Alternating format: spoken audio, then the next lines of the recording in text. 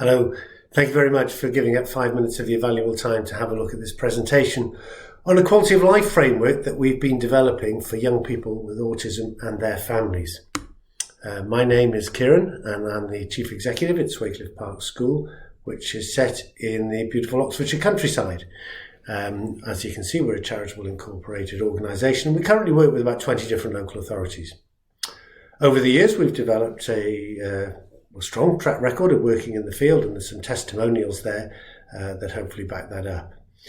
We've also, in the process of this work, been developing partnerships with universities so that we're taking account of the research and best practice, not just in this country but globally. And we are the founders of what we call the QOL Network, which is a group of schools, hopefully an increasing group of schools, who are interested in implementing our quality of life framework within their setting. So probably a good starting point is to say, well, why are we doing this? And I think it came down to us believing in what the Autism Education Trust said, that all individuals with autism are entitled to a good education and a good quality of life. And I'm sure that's nothing that anybody would disagree with. And while schools are very adept at looking to see what constitutes a good education, it's a bit more tricky when you get into the realms of quality of life in terms of definition and in terms of measurement. So we thought we'd better find a good context for this and see what the research is telling us. And I'm afraid it's a bit bleak. Here we go. Across their lifespan, people with autism report a significantly lower QOL than the general population. And we know that children are generally part of a family unit and interconnected with all of the feelings and emotions that go with that. And here's some information about families. Families with autistic children report lower quality of life compared to those with typically developing children. And not just that, actually a lower QOL compared to those with other special educational needs and disabilities. So, whilst we know that there's a good amount of global research going on and focus on autism, there is a lack of practical evidence-based solutions for schools and other settings. And that's why we've been working on developing our framework. I think to get a sense of the scale of the issue for us in this country, there are about 700,000 people in the UK on the autism spectrum, quite a mind-boggling number. And so if you think about the impact of that on families, that actually affects 2.8 million families on a daily basis, and probably means that anybody who's watching this presentation will know somebody who is affected in this way. So we need to probably think about what actually is quality of life and how do you start to define it if we're ever going to be able to find ways of measuring it and seeing how we can look at improvements for young people and for their families.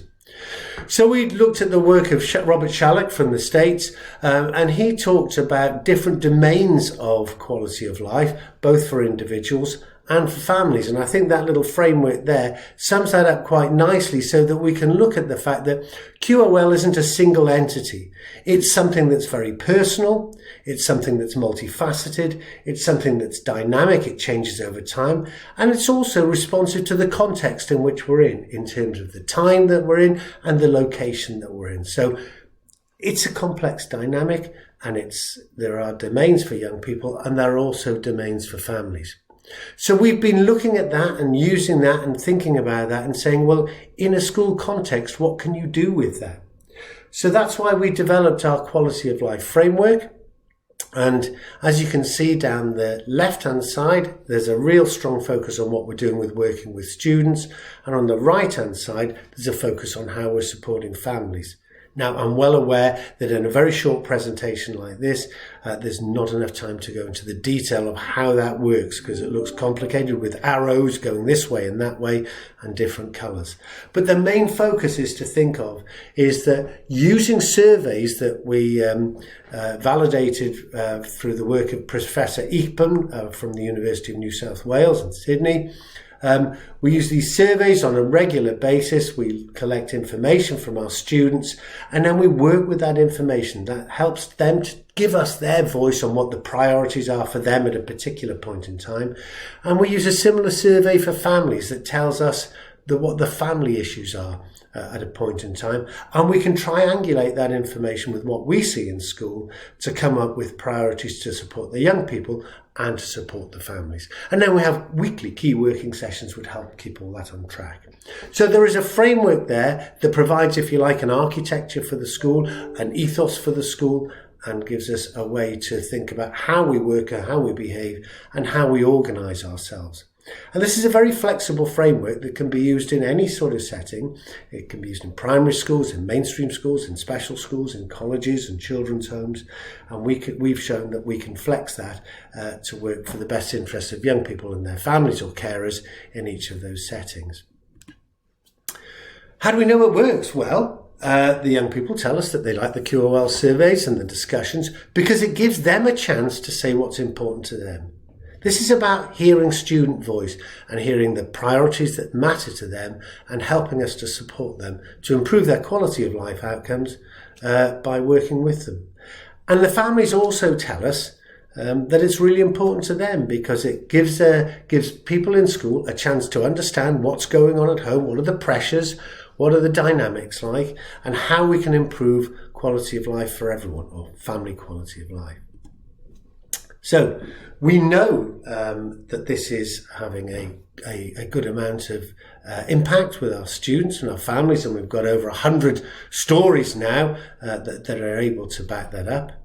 We've been invited to give presentations locally, nationally and internationally on our quality of life framework and how it can be implemented. And it's actually from there that we developed the notion of the quality of life network, because we were getting interested phone calls and emails from a number of different types of schools, including all the National Autistic Society schools, saying, is there a way that you can help us to implement this in our setting?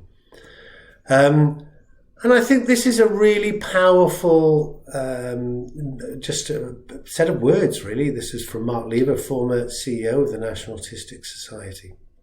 With the right education and support, children on the autism spectrum can achieve great things and their families can lead full and happy lives.